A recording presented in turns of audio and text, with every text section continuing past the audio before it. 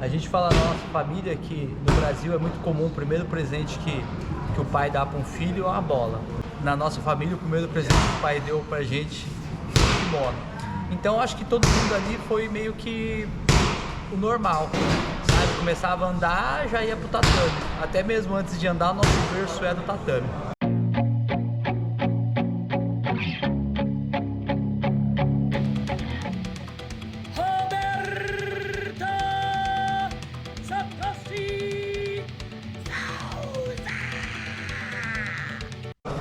Cada um teve mais ou menos uma história, né? Mas hoje, precisamente, a gente está falando do Toshi. O Satoshi sempre foi um menino muito bom. Desde criança ele sempre se destacou, desde criança ele sempre foi diferenciado. E foi meio que normal, como todo mundo da família, foi treinando, né? Mas ele sempre foi muito diferenciado. Nas crianças, ele sempre se dava muito bem, sempre ganhava as lutas. Ele sempre lutava nas categorias de cima. Então, quando ele era juvenil, ele lutava na categoria adulto. Sempre ganhava, categoria absoluto.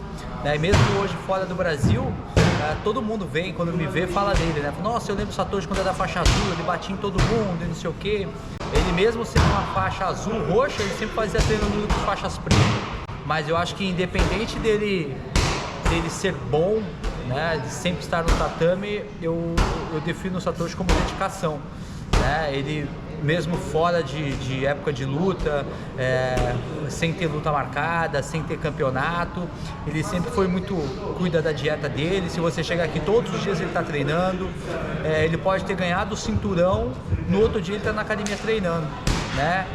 Ele ama jiu-jitsu, né? Ele põe o kimono e treina de kimono sempre. Mas, por exemplo, que nem agora, a gente chega aqui na academia, se você chegar todos os dias nesse horário, ele vai estar treinando musculação, trocação.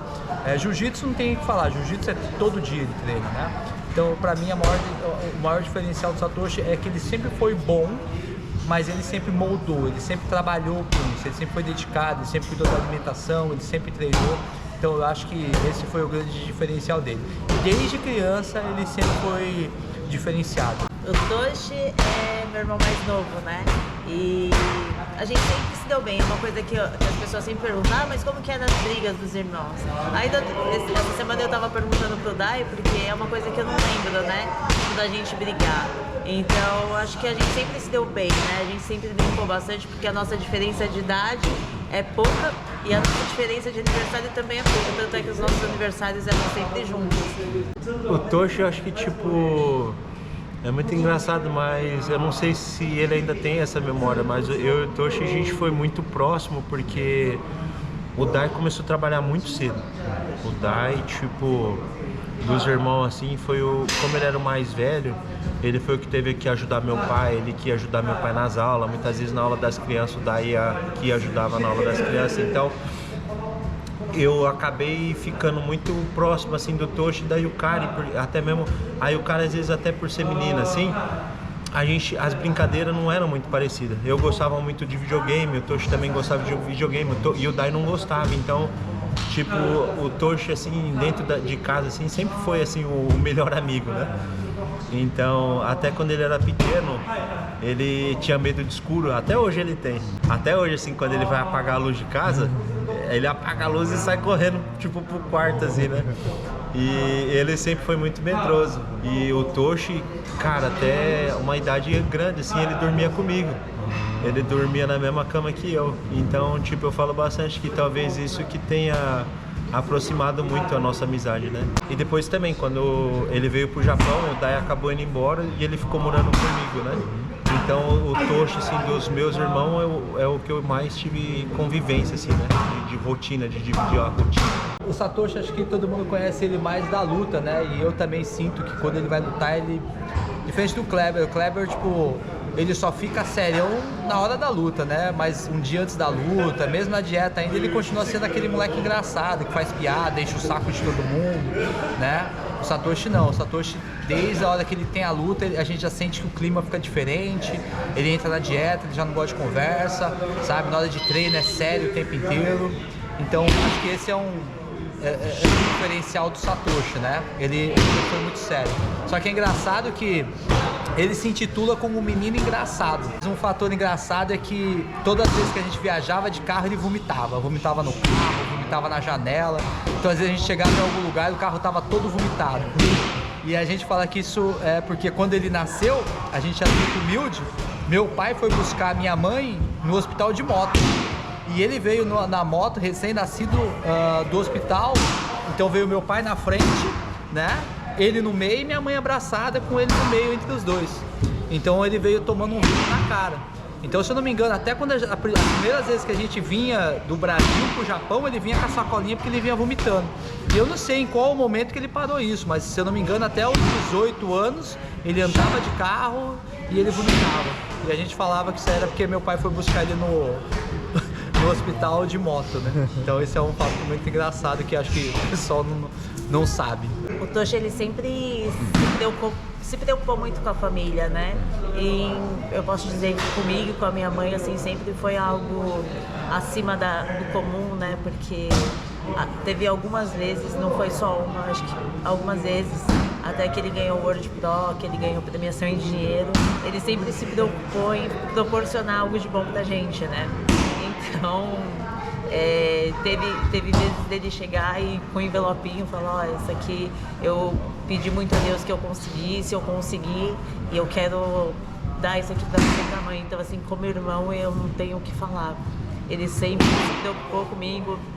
Às vezes eu mandava mensagem pra ele do Brasil, falava, eu queria fazer isso. Ele falava, faz, eu acho legal. Se você precisar de alguma coisa, você me fala. Então ele sempre me apoiou muito, né? Então, como irmão, eu não tenho o que falar. Eu só tenho a agradecer a Deus por ter me dado um irmão tão bom assim, né? Na época que meu pai ficou doente, a gente sempre tem o nosso pai como super-herói. O nosso pai ali, quando a gente é mais novo, a gente acha o nosso pai o mais forte do mundo, o melhor de todos. Então, quando meu pai ficou doente, mesmo assim, sabendo que era um câncer, mas eu não imaginava assim que um câncer pudesse vencer meu pai, né? Eu não sabia, não tinha noção da gravidade do câncer. Meu pai escondeu muito da gente isso, porque meu pai não queria que a gente largasse tudo, assim, o sonho que a gente tinha aqui para ficar lá cuidando dele, né? Ele falava isso, que ele não queria dar trabalho pra gente. Então, tipo, foi uma coisa que eu me sinto muito culpado até hoje, assim, porque os últimos 8 meses de vida do meu pai eu não pude ficar junto com ele. Quando o Dai ligou, ali no finalzinho do mês de abril, eu tinha acabado de voltar do Campeonato Pan-Americano, eu e o Toshi. Foi até no ano que o Toshi foi campeão pan-americano de faixa marrom, que foi o último título do Toshi de marrom. Ele ligou e já falou, tá tudo bem aí, mano? Queria falar com você, daí a gente consegue conversar? E eu tenho muito limpo na minha cabeça essa memória, assim, como se fosse ontem, porque o Toshi estava jogando videogame com o Kleber, a gente estava no quarto do Kleber jogando videogame os três, e eu falei, e eu tava feliz, e eu falei, não, mano, a gente tá aqui, a gente tá jogando videogame, a gente chegou aos Estados Unidos agora, tinha feito uma comprinha assim, na época que a gente era mais ruim de grana, então a gente ia para os Estados Unidos, sempre ia no outlet, comprava alguma coisa assim pra gente depois do campeonato, e eu tava num momento muito feliz. E aí ele falou, mano, eu preciso falar com você, o pai não tá bem. E ali, tipo, pra mim ali já, tipo, na hora, assim, já mudou. Eu falei, sério, mano? O pai tá bem ruim, então eu queria ver se vocês conseguem vir pra cá o quanto antes. E a gente tinha acabado de lutar o Pan-Americano, a gente tinha gastado muito dinheiro. Então eu falei pra ele, esse mês eu tô meio apertado, mas acho que mês que vem a gente consegue ir. E aí o Dai foi bem direto, assim, e aí ele falou, mano, até mês que vem o pai não vai durar. Se vocês quiserem ver o pai vivo, vocês têm que vir essa semana. E aí eu fiquei em choque, eu fiquei olhando ali o Toshi e o Kleber jogando videogame, pensando o que eu ia fazer, e até mesmo pelo financeiro, tava com o cartão de crédito muito estourado, tinha usado tudo nos Estados Unidos, e foi bem na época do tsunami. O tsunami foi em março e isso estava sendo em abril, foi tipo um mês depois. E aí eu fiquei pensando, a primeira coisa que passou na cabeça, eu falei, eu vou pedir dinheiro emprestado pro Sakamoto. Que na época o Sakamoto era meu patrocinador e eu sabia que era a pessoa assim que podia me ajudar, era a primeira pessoa que veio na minha mente assim, eu falei, eu vou pedir pro Sakamoto ajudar, eu vou falar pra ele que a gente vai ter que ir pro Brasil e a gente vai comprar passagem então. Eu desliguei o telefone com o Dai, aí o Messi Otávio já me ligou. Aí o Messi Otávio ligou, eu falei, ô Messi, bom dia, tudo bem? Aí ele já falou assim, eu sei que... Eu nem vou perguntar se tá tudo bem, porque você já deve estar sabendo de tudo, né? Eu só quero saber quando que vocês chegam e o que vocês precisam pra vir.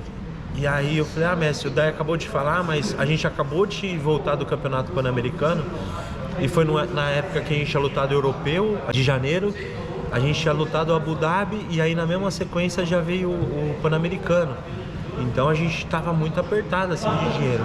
E aí ele falou, se precisar de dinheiro para passagem, é só me falar que você me dá um e-mail, eu já mando a passagem agora. E foi muito engraçado, porque isso foi na segunda noite e a gente comprou a passagem já para terça-feira de manhã. Aí na terça-feira de manhã a gente já foi embora pro Brasil. E aí eu falei pro Kleber, eu liguei pro Sakamoto, falei, ô Saka, desculpa, a gente vai ter que ir pro Brasil, eu vou deixar as aulas aqui tudo com o Kleber e a gente vai ficar lá um tempinho, mas logo a gente volta. E ali eu vi que tinha duas pessoas que eu podia contar muito, que foi o Saka e o Kleber, que tipo, em nenhum momento se preocupou com a academia e falou, só vai lá, fica com seu pai, se precisar de alguma coisa você avisa. E aí a gente foi indo pro Brasil e durante todo o voo eu ficava pensando, pensamento positivo, eu não queria pensar que meu pai tava morrendo. Talvez quando a gente chegar no aeroporto, ele vai estar lá. Então, tipo, eu fui a viagem inteira daqui até o Brasil pensando, tipo, eu vou chegar lá e meu pai vai estar lá. E aí quando eu cheguei só tava o Dai e aí o Karen. E aí tipo eu vi no semblante deles assim que eles estavam bem tristes. Aí a gente entrou no carro, mas eu fui naquela ainda, tipo, acho que meu pai pode estar no carro esperando. E aí meu pai não tava. E aí a gente foi, durante o caminho o Dai foi falando que meu pai teve uma recaída muito grande, que foi tipo, em uma semana assim, meu pai ficou ruim e tipo, foi muito rápido.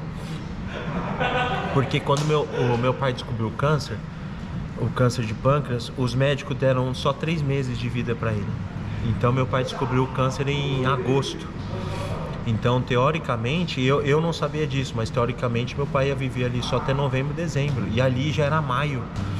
Do início da doença até aquela data já tinha se passado mais de 8 meses, na verdade. Então tipo, meu pai já tinha vivido quase o triplo da expectativa do médico. Mas eu não sabia.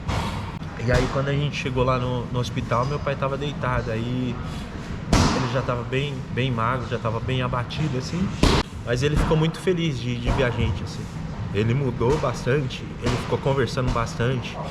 Depois até o Messi Otávio foi no hospital, e aí o Messi Otávio chamou a gente para almoçar. E aí quando a gente foi almoçar, o Messi falou, tipo, seu pai tá diferente hoje, seu pai tá muito feliz. E aí nesse dia eu fui embora descansar e o Toshi ficou no hospital. De sexta para sábado foi o dia que eu dormi, que aí a gente foi revezando. Um dia foi o Toshi e o Dai, outro dia foi a minha irmã, aí o cara e a minha mãe, e aí no último dia ficou eu dormindo com meu pai. E eu lembro quando eu acordei de manhã, meu pai pediu para ajudar ele só e tomar banho e fazer a barba, que ele não queria que minha mãe visse ele barbudo assim, né? Meu pai era um cara muito vaidoso e meu pai andava sempre com pente no bolso assim, ele ficava o tempo todo penteando o cabelo. Meu pai andava sempre com perfume, meu pai. E aí foi muito engraçado. Essa parte é engraçada porque eu coloquei ele para tomar banho e aí eu liguei o chuveiro e ele falou, pode sair, né?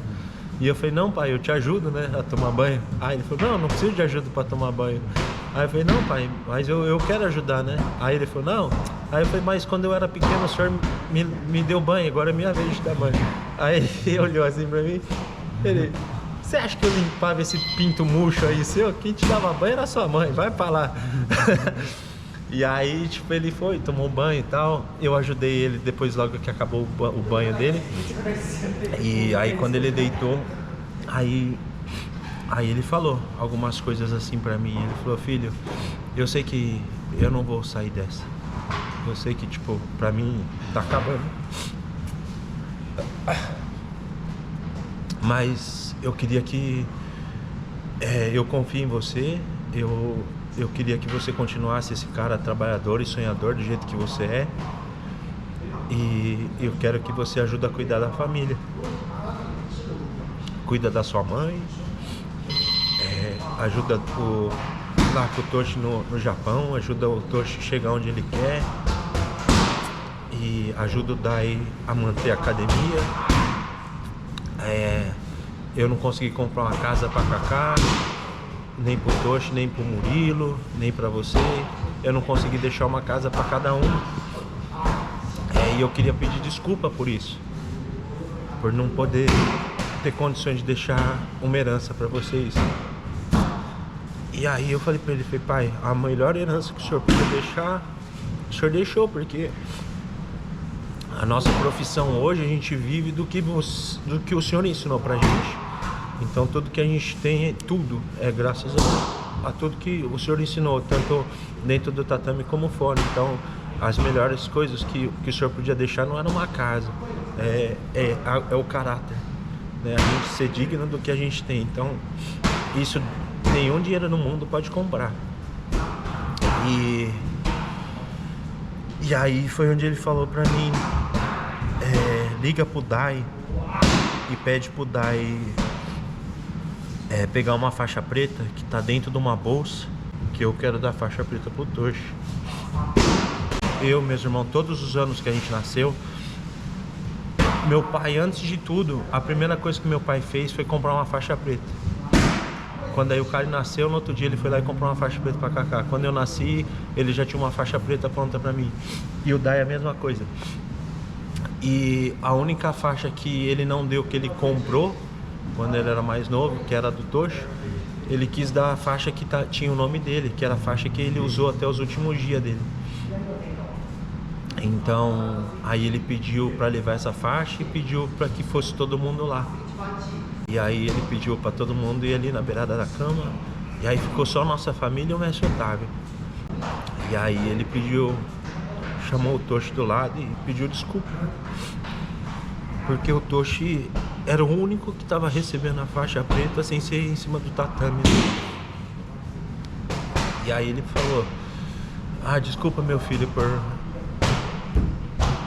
tá dando a faixa aqui num leito do hospital. Eu queria muito ter força, levantar e ir até a academia só para te entregar a faixa. Ele entregou a faixa dele pro Toshi. Falou pra ele que ele ia ser campeão mundial com aquela faixa. E aí a gente tava cansado e tal. A minha família foi pra casa descansar. E aí eu fiquei com o Dai no hospital nesse dia. E aí eu tava dormindo, descansando. E aí já tinha acabado de passar da meia-noite. Era 00:30 mais ou menos, eu acordei. E aí quando eu acordei eu vi o meu pai ali deitado e o Dai tava dormindo com a cabeça, segurando a mão do meu pai e com a cabeça apoiada na cama, assim, numa cadeira. E aí eu comecei a ver meu pai respirando mais devagarzinho.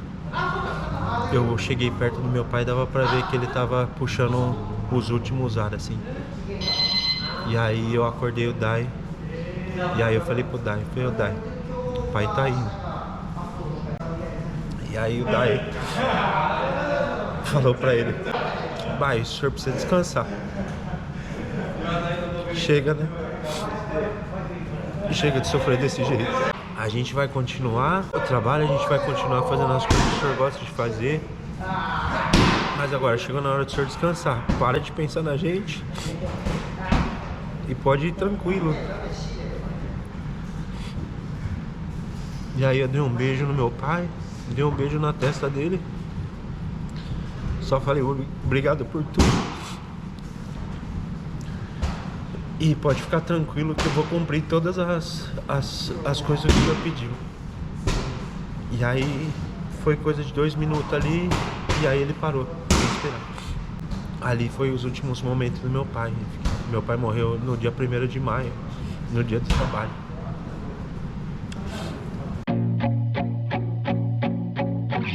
Quando meu pai faleceu, aí durante um tempo eu fiquei muito perdido, assim. Eu fiquei muito pensativo, assim, sobre o Japão, né? Como que ia fazer, porque meu pai não estava mais no Brasil, daí ia ficar dando as aulas sozinho lá. E aí eu ficava pensando assim, pô, mas tipo, eu já tô lá há 4 anos, né? E as coisas tá bem difícil ainda. E a gente precisa fazer alguma coisa para melhorar. E aí a gente pensou em montar uma academia maior no Brasil. E aí eu fiquei para ajudar o Dai a montar a academia, porque a gente teve que limpar o lugar, teve que pintar, enfim, teve que fazer tudo lá. E aí o Toshi voltou pro Japão e o Toshi ficou dando as aulas aqui com o Kleber. Na época a gente só tinha academia de Iwata e Hamamatsu, então o Kleber ficou dando aula de Iwata e o Toshi começou a dar as aulas de Hamamatsu, que era onde eu dava as aulas. Naquele ano de 2011 ia ter a seletiva do World Pro, para quem ganhasse, ganhava as passagens para lutar o World Pro de 2012. E aí o Toshi e o Kleber se inscreveu e na época ia valer dinheiro. Absoluto era $5.000, a categoria era $2.500, enfim. E aí eu comecei a ver, e eu tava no Brasil, a gente tava trabalhando, a academia tava quase pronta. E aí eu comecei a ver que tava vindo muita gente dura pra lutar. Tava vindo caporal, tava vindo muito estrangeiro lutar. E aí eu peguei e falei pro Dai, Dai, vai ter o campeonato em outubro. E o Toshi entrou pra lutar, vai ser o primeiro campeonato do Toshi, eu vou entrar pra ajudar ele também.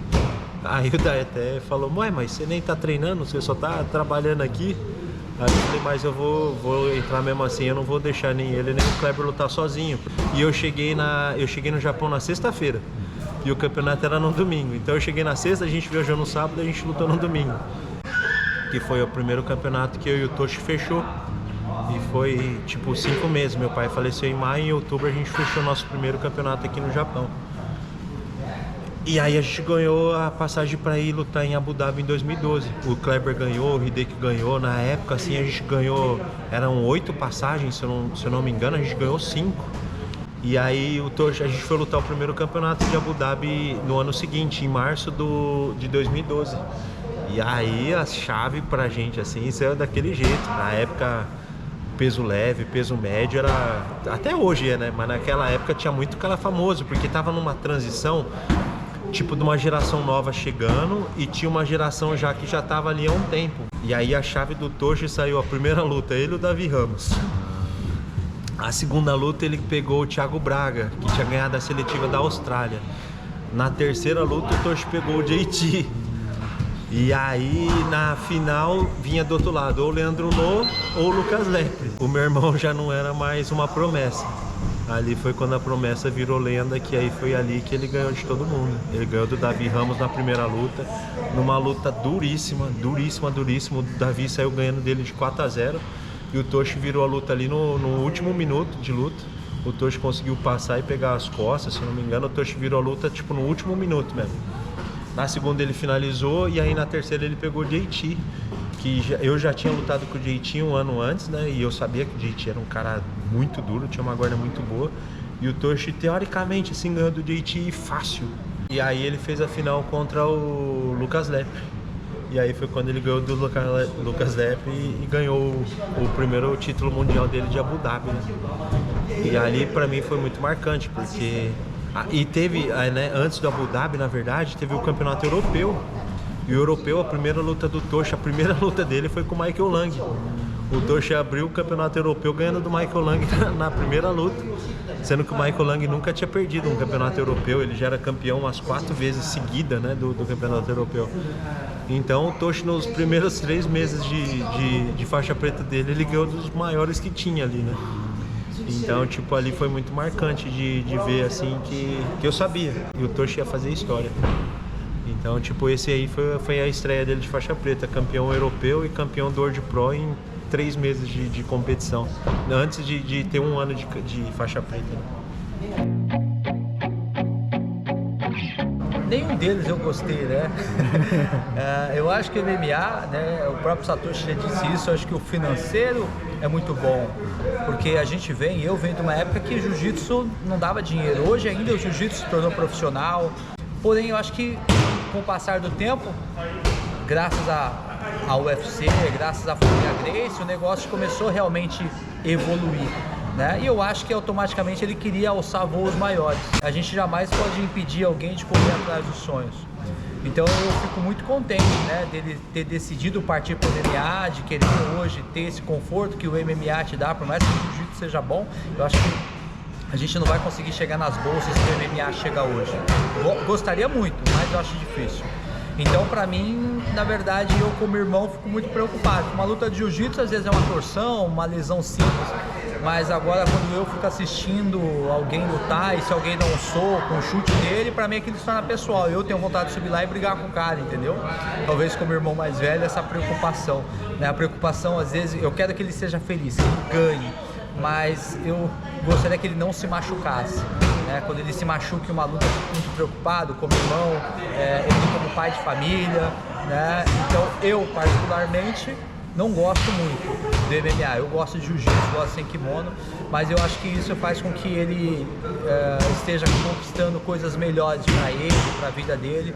Então eu vou sempre apoiar. Enquanto for a vontade, o desejo deles, eu vou estar sempre apoiando. Mas eu gostar, meu pai também sempre foi contra, eles mesmos, né? O Marquinhos também conta, que quando a gente falava pro meu pai que ia lutar MMA, ele ficava meio assim, mas eu acho que foi também uma coisa meio que uma ordem cronológica. Todo mundo que era de jiu-jitsu ficava bom, acabava migrando pro MMA por causa do dinheiro. Hoje, graças a Deus, o jiu-jitsu está em outro patamar, né? Mas eu fico feliz deles ter alcançado e chegado onde chegaram. Mas eu, como irmão mais velho, não vejo a hora deles parar. Sempre gostei muito de ver ele competir, né? Eu fico muito contente de vê-lo competindo. Mas eu tô me adaptando ainda a vê-lo lutar o MMA. No ano passado eu consegui ver todas as lutas dele, mas assim, não é uma coisa assim que eu gosto muito, porque a gente sofre muito, né?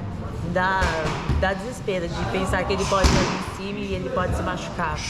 Mas eu sei o quanto isso está sendo bom para ele, né? Porque a gente vê o resultado do trabalho dele sendo reconhecido, porque constantemente vem gente aqui na porta da academia perguntar se ele tá querendo tirar foto. Quando ele tá, a gente vai no shopping, vai passear, sempre tem gente reconhecendo o trabalho dele. Mas como irmã é difícil. É muito ruim ver ele lá em cima, sabe? Pensar que ele pode se machucar. Mas a confiança dele é algo que agora eu já estou me adaptando, que eu sei que é a disciplina e a confiança que ele tem é algo assim, fora do comum. Então eu estou me adaptando, mas não é fácil. Quando o Toshi foi pro MMA, na verdade eu e o Kleber já tava mais firme no MMA, né? O Kleber já tava com bastante luta na época. E eu já tava com o cinturão, porque a minha estreia eu peguei o cinturão, né? E o Toshi sempre treinava muito com a gente. E o Toshi falava assim que ele só queria lutar MMA depois que ele ganhasse o Mundial, né? Mas ele sempre tava ali treinando com a gente. Todo dia, querendo ou não, a gente fazia... Na época a gente nem tinha time de MMA. Quem lutava MMA era só eu e o Kleber.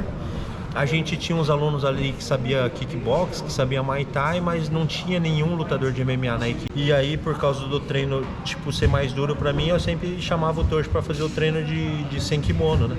No final do treino ali. Então, na verdade, a gente nem tinha aula de MMA. A gente tinha o time de sparring, de jiu-jitsu. Enquanto o pessoal ficava treinando jiu-jitsu, eu ficava treinando MMA com o Kleber. Na minha estreia de MMA, quando eu comecei a lutar MMA, era pra eu fazer uma super luta. Mas quando eu vi que ia ter um Grand Prix, que ia ter um GP valendo um cinturão e a bolsa era maior, valia mais dinheiro, e aí eu perguntei pro dono do evento se eu não podia lutar o Grand Prix, porque em vez de ganhar uma bolsa, né, que era a que eu ia lutar, se eu não fizesse as três, ele não me pagava as três bolsas e mais o cinturão. E aí ele falou, eu vou pensar. E aí ele falou, mas aí você vai ter que fazer 3 lutas na mesma noite, você nunca lutou, tipo, dá jogo, né, tudo bem? E eu falei, não. eu quero ganhar um cinturão. Então, tipo, minha primeira luta de MMA, na verdade, assim, a minha estreia no MMA, eu fiz as 3 lutas e peguei o cinturão. Só que qual que foi o problema? Que eu não pensei no futuro. Eu pensei só, tipo, na minha vaidade de querer um cinturão. Aí o que aconteceu? Eu era um cara que, teoricamente, tinha um nível amador. Eu tinha só 3 lutas de MMA, mas eu era o campeão no evento. Se eu fosse lutar, defender meu cinturão, eu não podia defender um cinturão com alguém que fosse 3 lutas, 2 lutas, com alguém muito novo. Eu era o campeão do evento, teoricamente eu tinha que lutar com alguém que tivesse um currículo pra lutar comigo.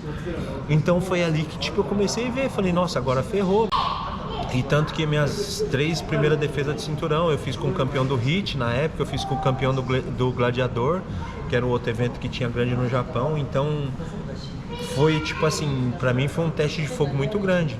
E aí o único conselho que eu dei pro Toshi era isso, quando o Toshi foi lutar.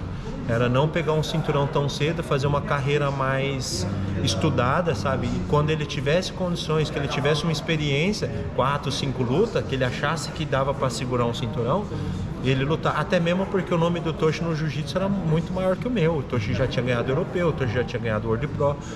Então eu falava isso pra ele, eu falei, Toshi, se você pegar o cinturão, só pensa nisso. Que se você pegar o cinturão, o Roberto Satoshi não pode lutar com um cara que tem 2 derrotas, entende? Aí você só vai vir cara duro.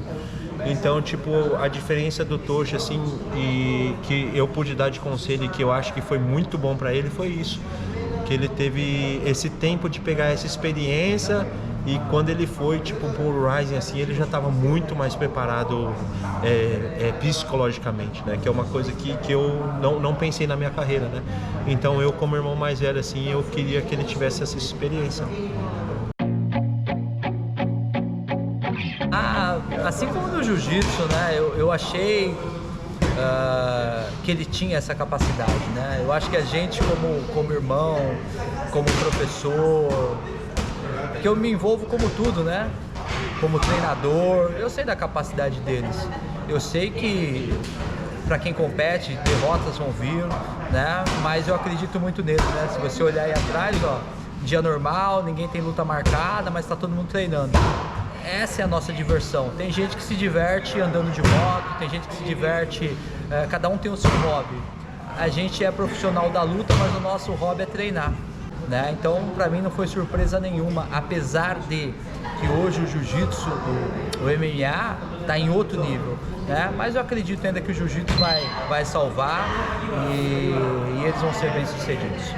Graças a Deus, eu acho que ele está conquistando coisas que eu acho que nem nos melhores sonhos a gente imaginava, né? Independente dele sempre ter sido um bom lutador, eu acho que é muito satisfatório ver tudo que ele está conquistando.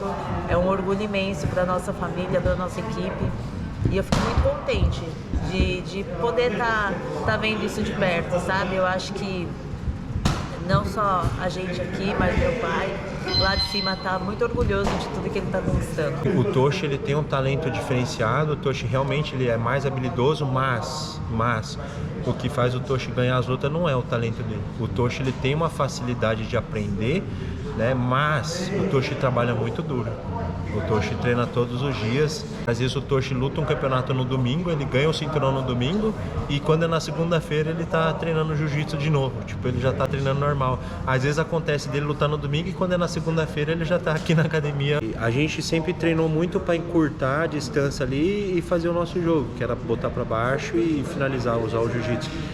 E o Toshi teve uma evolução, uma trocação muito grande, né? Da primeira luta dele do Rising para hoje, a diferença que ele teve na trocação é absurda. Então hoje o Toshi, ele tem a especialidade dele do jiu-jitsu, mas ele é um cara que também pode ser striker. Tanto que as últimas 3 lutas dele, 2 ele ganhou por nocaute em menos de 2 minutos de luta, né?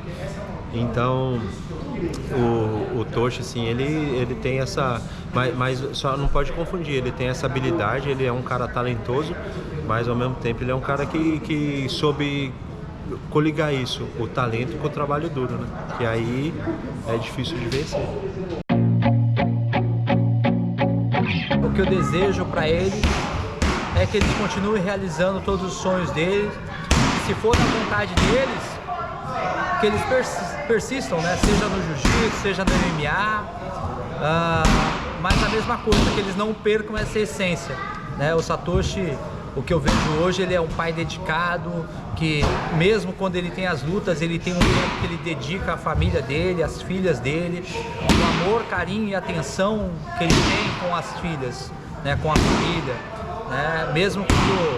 Mesmo do Japão, ele sempre tentando de uma maneira ou de outra estar por trás, auxiliar, ajudar a gente, né? Então eu acho que isso nos dá muito orgulho. Acho que nosso pai, nossa mãe tem muito orgulho de tudo isso. Ele hoje representando o MMA, representando a Bonsai, representando o Jiu-Jitsu, isso me dá muito orgulho. Então parabéns para ele, que ele seja muito feliz. Eu acho que eu e o Toshi, a gente sempre teve essa relação muito acima de irmão, a gente é melhor amigo, né? A gente sempre foi muito amigo, a gente sempre pensou muito um no outro, assim, no bem-estar um do outro, da família. E a gente, acho que é difícil, a gente veio de uma família assim muito dura, né? Meu pai sempre foi um cara, meu pai era militar, então meu pai sempre foi um cara muito durão, e meu pai nunca teve muito se sentia à vontade de falar, né? Eu te amo, eu amo vocês, eu tô com saudade. Meu pai sempre foi vaidoso de falar, mas meu pai sempre demonstrou muito isso com as atitudes, né? E a gente cresceu assim, a gente é muito assim, a gente não é muito de demonstrar sentimentos, né? Às vezes até com o aluno, a gente é mais fácil a gente brigar com o aluno do que elogiar, mas foi essa forma que a gente aprendeu. Então, tipo, é isso. Eu amo muito o Toshi, a família dele. Você tenha muito sucesso em todas as suas decisões e que você sabe disso, não precisa nem falar que se o que você precisar, você ou suas filhas, eu vou estar sempre aqui para ajudar, para apoiar, para brigar, e a gente estamos junto pro que der ou vier. Toshi, você sabe que eu tenho muito orgulho de você, de toda a sua trajetória. Eu acompanhei desde sempre e estava desde sempre torcendo por você. E eu só tenho a dizer que eu tenho muito orgulho de tudo que você conquistou, né? Que tudo que você conquistou é resultado da sua dedicação, do seu esforço. Então eu desejo que Deus continue abençoando a sua vida sempre. Satoshi! このつわものたちよ出てこいや